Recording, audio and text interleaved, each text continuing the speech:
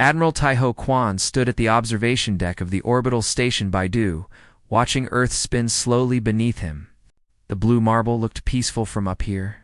He could see the coastline of Korea, where his wife Jian and his daughter Soman were probably having breakfast right now. He smiled at the thought. In 3 days, his rotation would end, and he would be home with them. The first warning came at 08 for 7 hours. A young officer named Do-Yon ran to him with fear in his eyes. "Sir, we have contacts. Hundreds of them.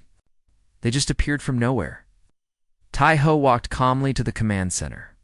On the main screen, red dots filled the space around Earth. Ships. Thousands of ships. They were enormous, each one larger than anything humanity had ever built. They hung in the darkness like patient predators.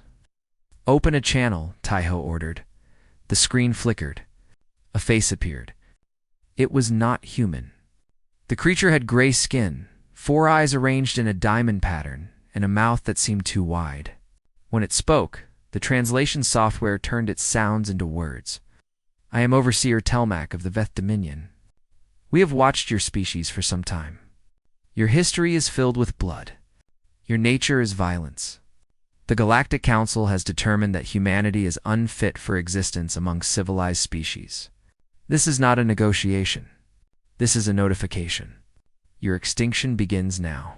Transmission ended. Tai-Ho felt his blood turn cold. "Get me a line to Earth's command now." But it was already too late. The first beam of light struck Seoul. One moment the city was there. The next moment it was fire. Then it was nothing. Just a black scar on the land where 12 million people had lived seconds before. Tai-Ho watched through the observation window. His legs stopped working. He fell to his knees. Busan was next. The city where Gian and Salmon were having breakfast vanished in a flash of white light. He could not breathe. He could not think. He could only watch as Tokyo disappeared. Then London. Then Sao Paulo. Then Mumbai. City after city. Erased from existence in the time it takes to blink, the station shook as Earth's defense satellites tried to fight back. They were destroyed in seconds. Human weapons were like toys against the Veth technology. In 90 seconds, 800 million people died on the moon. Dr. Unipark was running through the corridors of the research facility when the emergency broadcast reached her. She stopped in front of a screen and watched the footage. Earth was burning. The cities she had known, the places she had visited, the people she had loved, were gone.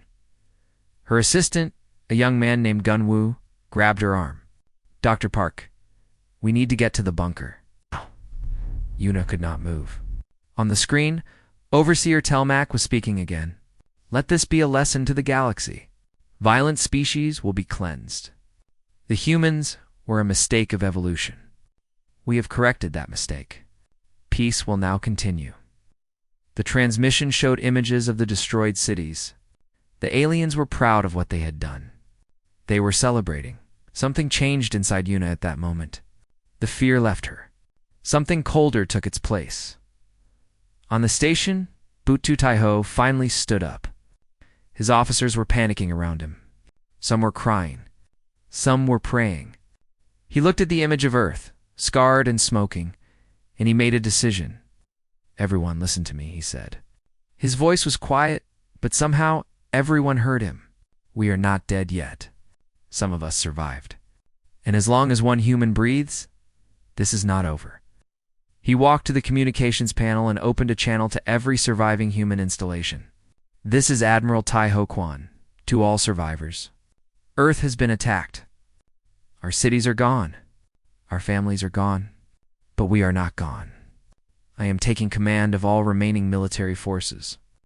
We will meet at the following coordinates. We will rebuild, and then we will answer." On the moon, Yuna heard the message. She looked at Gunwoo. "Get me everything we have on alien technology. Every piece of wreckage, every captured signal, everything." "What are we going to do?" Gunwoo asked. "We are going to build weapons," Yuna said. "Weapons they cannot imagine." In the Swiss Alps, deep underground, Earth's surviving leaders gathered in an emergency bunker. They were politicians, generals, scientists, and diplomats. They watched footage of the attack on repeat. They read the Veth's message, declaring humanity extinct. Director Minho Beek, head of Earth's intelligence, stood before them.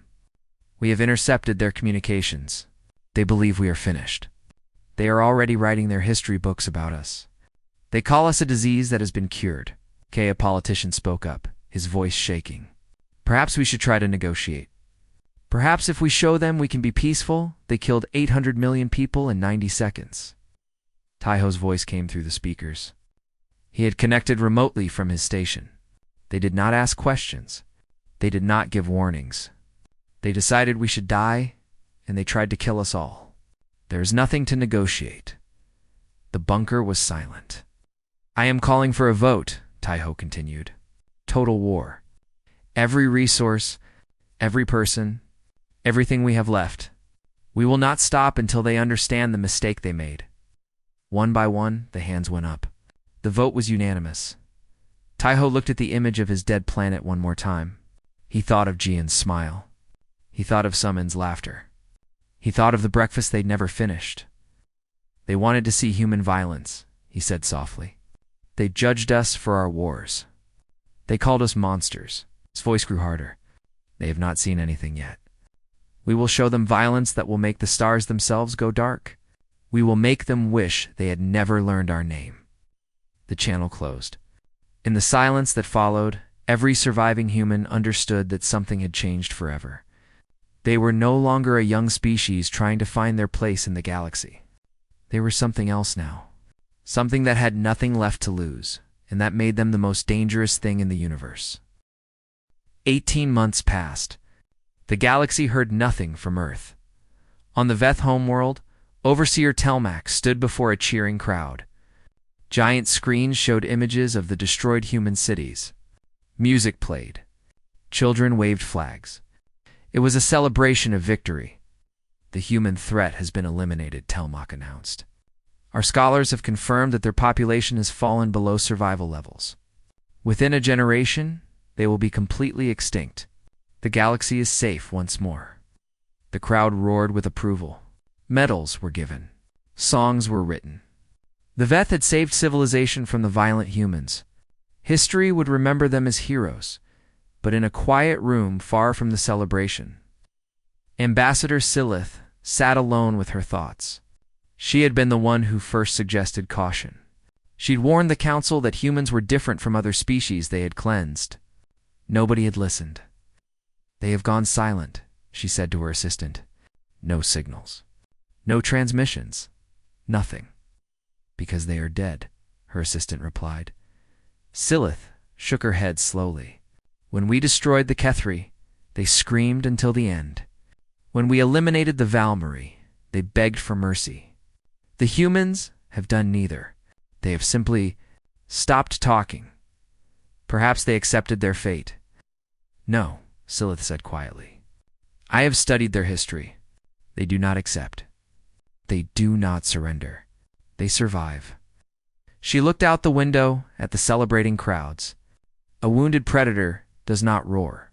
It goes quiet. It waits. It plans. Nobody listened to her warnings. Nobody ever did. Deep beneath the surface of Earth, the tunnels stretched for thousands of kilometers. Before the attack, they had been mining facilities and underground railways. Now they were something else. They were the heart of humanity's survival. Admiral Taiho Quan walked through the main production facility. The sound of machinery filled the air. Workers moved with purpose, their faces hard and determined. Nobody smiled. Nobody joked. They worked 20-hour shifts because sleep felt like betrayal. Production report, Taiho said to the officer walking beside him. 14 new warships completed this week, sir. The target was 10. Increase the target to 20. Sir, the workers are all ready. They will work harder. We all will. We have no choice. In another section of the underground complex, Dr. Unipark stood before a weapon that did not exist in any military textbook. It was a gravity bomb, designed to crush anything within its radius into a point smaller than an atom. She had built it in 6 months. Before the attack, it would have taken decades. Her assistant Gunwoo approached carefully. The tests were successful. The weapon works. Yuna nodded but did not smile. It works. But it is not enough. We need something bigger. Something that will make them understand. Understand what? Fear, Yuna said. Real fear. The kind that lasts for generations. She returned to her calculations. She had not slept properly since the day the sky burned. Every time she closed her eyes, she saw the footage of Seoul disappearing. Her parents had lived there. She never found out if they had time to be afraid in the intelligence center. Director Min Ho-beek listened to stolen alien communications. His team had broken the Veth encryption in 3 months. Now they knew everything. They knew the locations of all 12 Veth homeworlds. They knew the positions of every fleet. They knew the weaknesses in their supply lines. They knew which species had voted for humanity's destruction and which had only watched. Sir, we have something interesting, an analyst named Suji said. The Veth have reduced their border patrols by 60%. They believe the war is over. Minho smiled. It was not a pleasant smile. Good. Let them believe. Sergeant Hannah Choi stood before 10,000 soldiers. They were the ground forces, the ones who would walk on enemy soil and look the Veth in the eyes before killing them. She had trained them herself, pushed them beyond their limits, and rebuilt them into something new. You are not soldiers, she told them. Soldiers follow orders and go home when the war ends. You are something else. You are the memory of 800 million dead. You are the answer to their extinction order. When you stand on their worlds, you will not feel mercy. You will not feel doubt. You will only feel the weight of everyone we lost. The soldiers did not cheer. They simply nodded. They understood Hannah had lost her husband and 2 children in Busan. She had received the news while stationed on Mars. For 3 days, she had not spoken. On the 4th day, she had begun training. She had not stopped since Captain Jinho Lee supervised the final assembly of the flagship. It was called the Wrath of Seoul, and it was unlike any ship humanity had ever built. Every weapon was designed to cause maximum destruction. Every system was built for one purpose, to bring death to their enemies. She is beautiful, his second officer said. Ginho shook his head. No, she is necessary. There is a difference. He thought about his sister, who had worked as a nurse in Tokyo. He thought about his best friend, who had lived in London. He thought about all the ordinary people who had been erased, because some aliens had decided they were too violent to live. The irony was not lost on him. They called us violent, he thought. They had no idea what violence meant, but they will learn. On the surface of Earth, nothing moved. The scarred cities remained empty. The burned forests did not regrow. To any observer, it looked exactly as the Veth had said. A dead world. An extinct species, but beneath the surface, 10,000 warships were nearly complete. 50 million soldiers waited for orders. Scientists had created weapons that could kill stars. Intelligence had mapped every enemy weakness. And at the center of it all, Admiral Taiho Kwan sat in his quarters, looking at a photograph of his wife and daughter. He had not cried since the first day. He had no tears left. He had only purpose. The comm system buzzed. Sir, all ships report ready. All forces are in position. We can launch at your command. Taiho stood up slowly. He touched the photograph one last time. I will bring you justice, he whispered. I promise. He walked to the command center. 10,000 ships appeared on his screen. 10,000 captains waited for his word. The silence that had lasted 18 months was about to end. All ships, Taiho said, his voice calm and cold. Begin operation. Show no mercy. Take no prisoners. Let them understand why they should have left us alone. The engines roared to life. The ships rose from their hiding places. Earth, which had been silent and dead, suddenly screamed with power. The Veth had wanted humanity to disappear quietly. Instead, humanity was coming for them with the fury of a species that had nothing left to lose, and the galaxy would never be the same. The first attack came without warning. Tessara Prime was a peaceful world. It was covered in farms that fed 20 billion Veth across 100 colonies. The people there were not soldiers. They were farmers, teachers, families. They woke up that morning expecting another ordinary day. They were wrong. The human fleet appeared from nowhere. 300 warships filled the sky, blocking out the sun. The people below looked up in confusion. Then the bombardment began. It lasted for hours. When it ended, nothing lived on Tessara Prime. The farms were ash. The cities were craters. The rivers had boiled away. A world that had existed for 10,000 years was erased in less than a day. The survivors, numbered 0. On the Veth homeworld, Overseer Telmac received the news during his morning meal. He dropped his cup. It shattered on the floor. Possible, he whispered. They were extinct. Sir, we are receiving reports from multiple systems, his aide said, his voice shaking. The humans are attacking everywhere. They came from nowhere. We had no warning. How many ships? Thousands, sir. Far more than they had before the cleansing. Telmac felt something he had never felt before. Fear Captain Ginho Lee stood on the bridge of the Wrath of Sol, watching the Veth shipyards burn. These shipyards had built the fleet that destroyed Earth's cities. It had taken the Veth 300 years to construct them. It took Jinho for hours to reduce them to floating debris. Captain, we are receiving surrender signals from the remaining stations, his communications officer reported. Jinho's face did not change. Ignore them. They are asking for mercy. They say they are civilians. Were there civilians in Seoul? Ginho asked quietly. Were there civilians in Tokyo? Did they ask if children lived in Busan before they burned it? The communications officer went silent. Continue bombardment, Jinho ordered. No survivors. The weapons fired. The stations died. Dr. Unipark watched the battle reports from her laboratory deep within the fleet's command ship.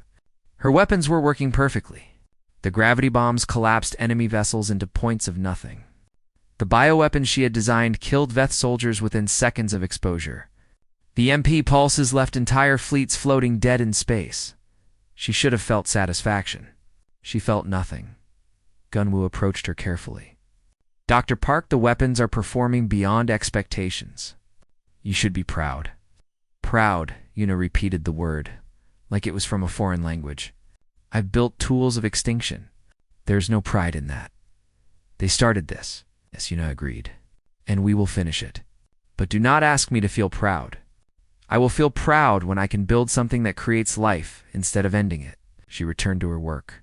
There were more weapons to design. The war was just beginning. High Priest Orvan stood in his temple on the holy moon of Velith. He was the spiritual leader of the Veth, the voice of their gods. For centuries, he had told his people that they were chosen, that they were superior, that their destiny was to rule the galaxy. He had been the one who declared that humans were an abomination that must be cleansed. Now he stood before a giant window, watching human ships appear in orbit above his moon. He raised his hands to the sky and began to pray. Gods of the Veth, protect your faithful. Strike down these demons who the kinetic projectile hit the moon at half the speed of light. There was no explosion. There was no sound. One moment, the moon existed. The next moment, it was dust spreading across space.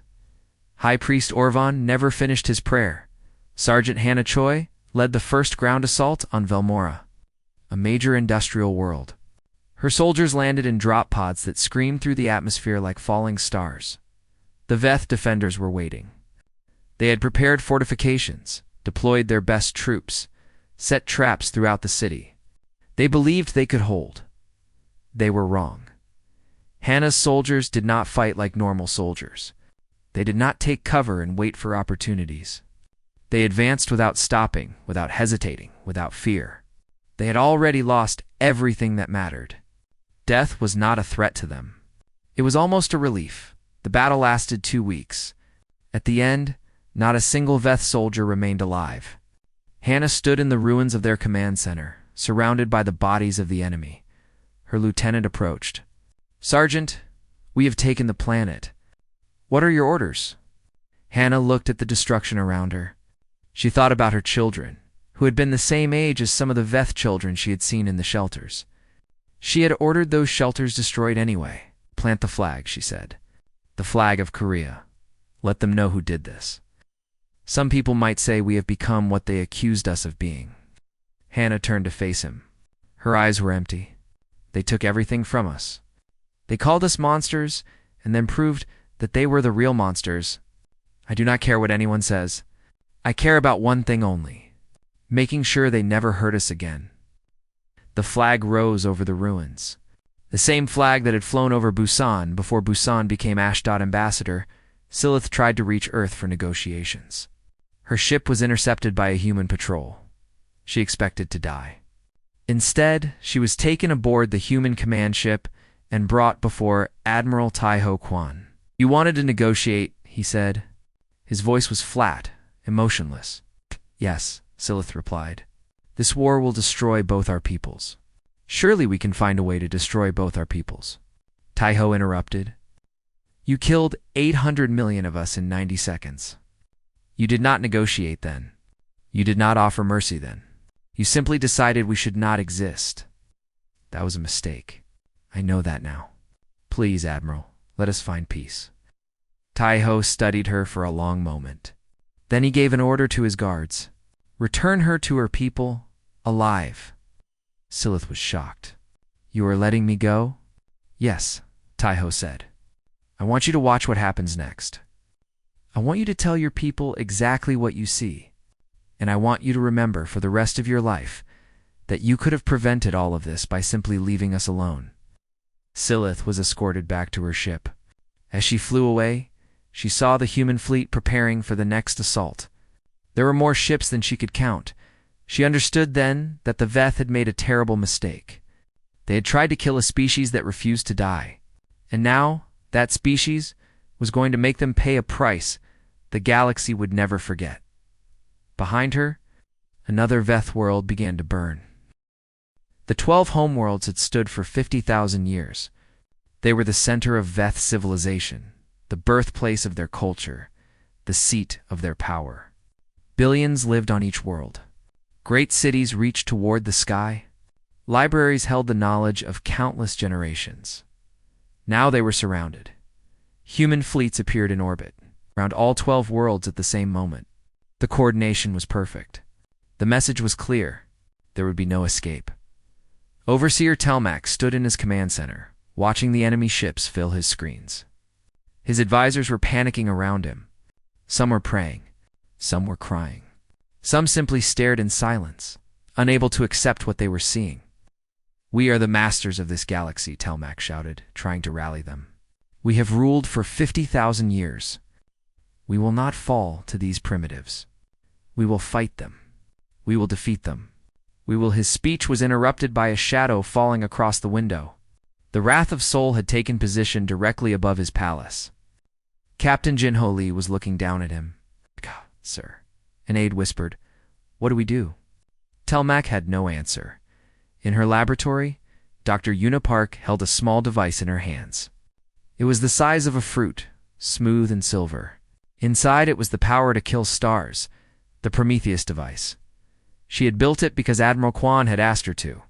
She had built it because she wanted the Veth to understand true fear. But now, holding it in her hands, she hesitated. This will kill billions, she said quietly to herself. Billions who had nothing to do with the decision to attack us. Children who were not even born when our cities burned. Gunwoo stood beside her. Are you having second thoughts? I am having human thoughts, Una replied. That is why we are different from them. We think about what we do. We feel the weight of our choices. She was silent for a moment. But thinking does not mean stopping. They taught us that mercy is weakness. They taught us that hesitation means death. I did not want to learn those lessons, but I learned them anyway. She handed the device to the waiting officer. Deliver it to the Admiral. Director Minho Beek listened to the intercepted communications from across the galaxy. The Veth were screaming for help, begging other species to intervene. Nobody responded, they're afraid, Suji reported. All of them. Every species that watched our extinction, is now watching theirs, and they are too afraid to move. Good, Minho said. They should be afraid. They stood by while we died. They celebrated our destruction. Let them watch and learn what happens to those who threaten Earth. Some of them did not vote for our extinction. Some were neutral. There is no neutral when genocide is being committed. They could have helped us. They chose not to. Now they will live with that choice for the rest of their existence. Captain Jinho Lee faced the last Veth Grand Fleet above their primary homeworld. 2,000 enemy ships against his 300. The Veth commanders believed they finally had the advantage. They were wrong. The battle lasted 6 hours. Ginho had studied every Veth tactic, every weakness, every pattern. His ships moved like dancers, dodging fire while delivering devastating strikes. One by one, the Veth vessels exploded into flame and silence. When the last enemy dreadnought began to fall, Ginho watched it burn. He whispered names under his breath. Names of cities. Names of people. Names of everything that had been lost. Seoul, Tokyo, London, Sao Paulo, Busan, Mumbai. His second officer approached carefully. Sir, the battle is won. Ginho did not look away from the burning ship. The battle is won, he repeated. But this is not victory. There is no victory. There is only balance. They took everything from us. Now we take everything from them. Sergeant Hannah Choi reached Overseer Telmek's bunker after 3 days of fighting through his personal guard. The Veth leader was hiding in the deepest level, surrounded by his last loyal soldiers. Hannah killed them all. Finally, she stood before Telmak himself. He was smaller than she expected. His 4 eyes were wide with terror. I offer unconditional surrender, he said quickly. I will give you everything. Technology, territory, resources, whatever you want. Please, show mercy.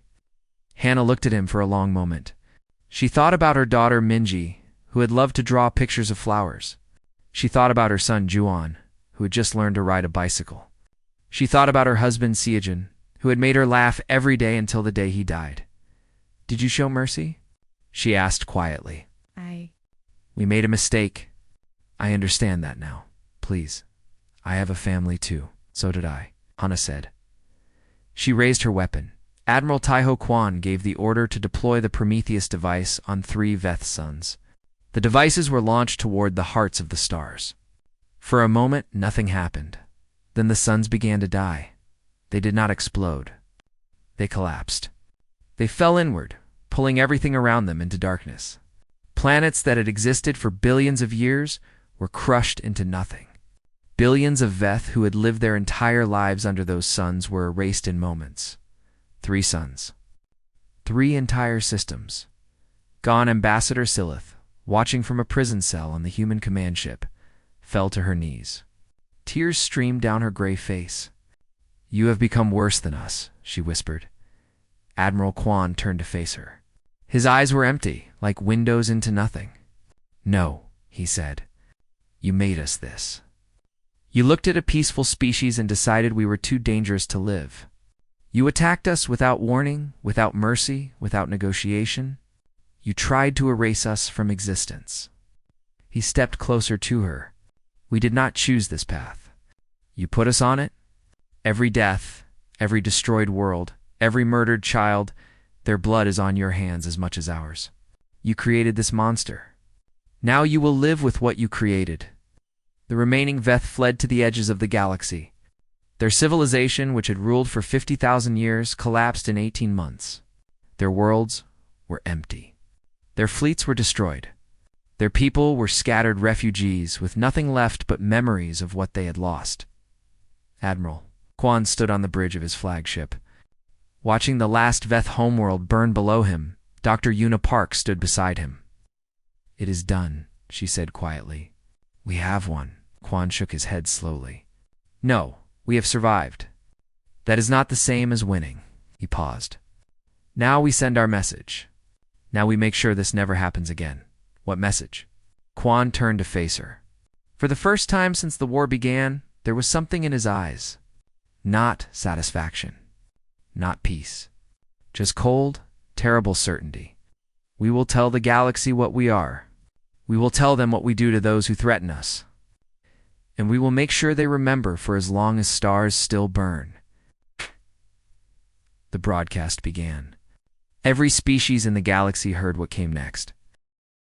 The message reached every corner of the galaxy.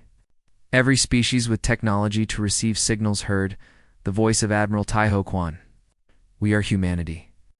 We did not seek war. We asked only to exist in peace. You answered with fire. You killed our children while they slept. You've burned our cities in 90 seconds. You called us violent and then committed the greatest violence the galaxy has ever seen. The message continued. Images appeared on screens across 1,000 worlds. Images of Earth's destroyed cities. Images of the Veth Armada attacking without warning. Images of 800 million dead. Then came other images. Human warships darkening skies. Veth worlds burning. Suns collapsing into nothing. We answered. Quan's voice continued. We did not ask for mercy because we knew none would be given. We did not negotiate because there was nothing to negotiate. We simply survived. And then we made you understand. Pause. When Quan spoke again, his voice was like ice. Let this be known to every species that can hear this message. Humanity remembers. We do not forgive. We do not forget. Any species that raises a weapon against Earth will share the Veth's fate. This is not a threat. This is a promise. We have proven what we can do. Do not make us prove it again. The message ended. Across the galaxy, governments held emergency meetings. Generals looked at their fleets and calculated their odds against humanity. Scholars studied human history with new eyes, no longer seeing a violent species, but a species that survived no matter the cost, one by one. They made the same decision. Silenced transmissions that had broadcast for millennia suddenly stopped. Probes that had monitored human space were recalled. Ships that had patrolled near Earth changed their routes to stay far away. The galaxy chose to pretend humanity did not exist, Captain. Ginho Lee returned to Earth after the war. The cities were still ruins. The scars on the land would take centuries to heal.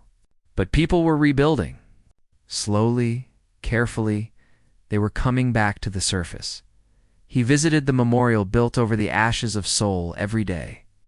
A wall of names stretched for kilometers. 12 million names, carved in stone. He would walk along the wall, reading names he recognized and names he did not, till the sun set and the lights came on to illuminate the words. His sister's name was near the middle. He would stop there and stand in silence, remembering her smile, her laugh, the way she had always believed the best in people. I am sorry, he would whisper. I am sorry we could not save you. I am sorry for what we became to avenge you. He visited that wall until he was old. He visited until his legs could no longer carry him. He visited until the day he died, still carrying the weight of everything that had happened. Sergeant Hannah Choi became the commander of Earth's defense forces. She rebuilt the military into something new. Not soldiers who fought for glory or honor, but guardians who understood that their only purpose was to make sure. Humanity never faced extinction again. She never spoke about the war. When young officers asked about the battles, about the victories, about the famous Sergeant Choi who had killed Overseer Telmac himself, she would simply shake her head. There is nothing to tell, she would say. We did what we had to do. That is all. Her eyes told a different story.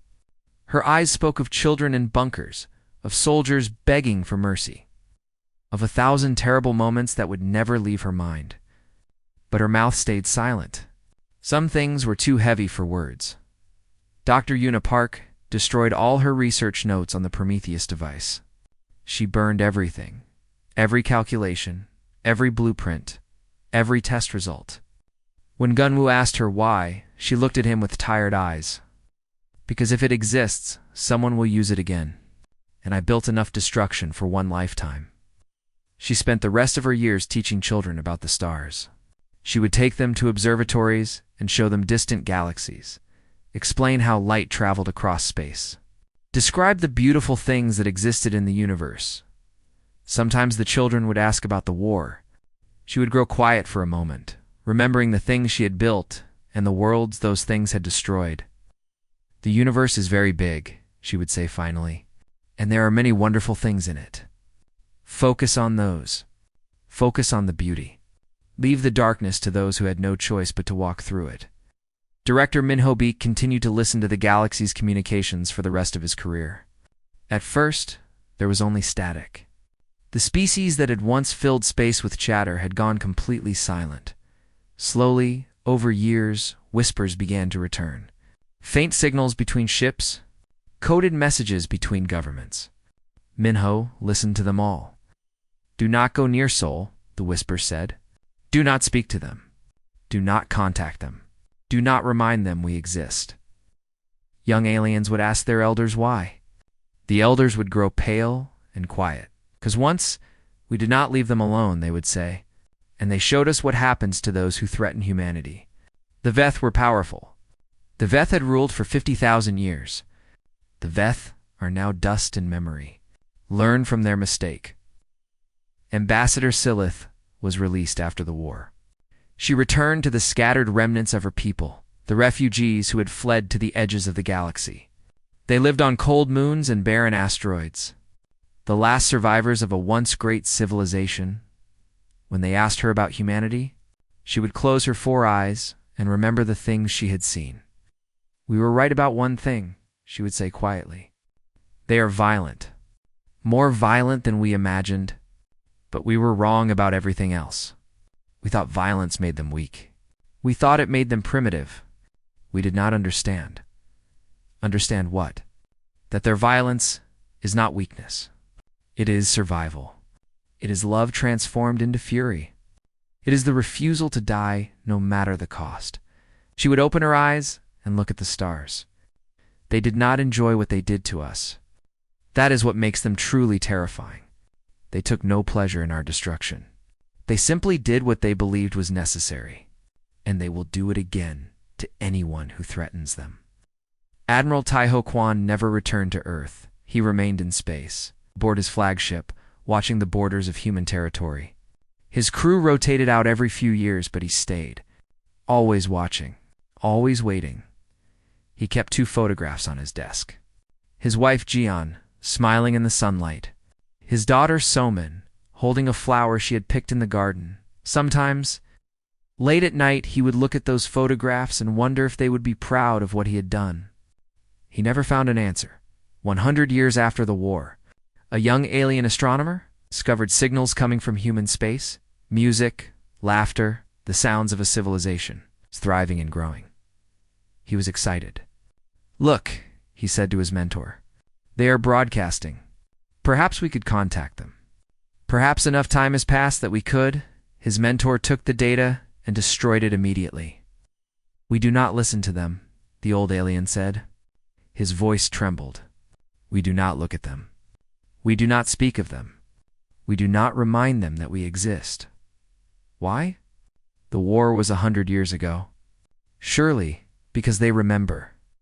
The mentor grabbed the young astronomer's arm tightly. They remember everything. They remember every name we called them, every ship we sent against them, every world of theirs we burned. They remember, and they do not forgive. He released the arm and stepped back. The Veth forgot that lesson. The Veth no longer exist. We will not make the same mistake. The young astronomer looked at the blank screen where the data had been. He thought about the music he had heard, the laughter of beings who lived under a distant sun. "What are they like?" he asked quietly. "Really?" His mentor walked to the window and looked at the stars. Somewhere out there, invisible in the darkness, was a species that had turned the galaxy silent with fear. "They are survivors," the mentor said finally. "That is all you need to know. That is all anyone needs to know. They survive, no matter the cost." And the universe learned, too late, that there is nothing more dangerous. The stars glittered in the darkness. The silence continued. And somewhere, on a small blue planet that had once nearly died, children played and rebuilt cities. Never knowing the price that had been paid for their laughter, the galaxy had learned its lesson. The stars stayed quiet, and humanity endured.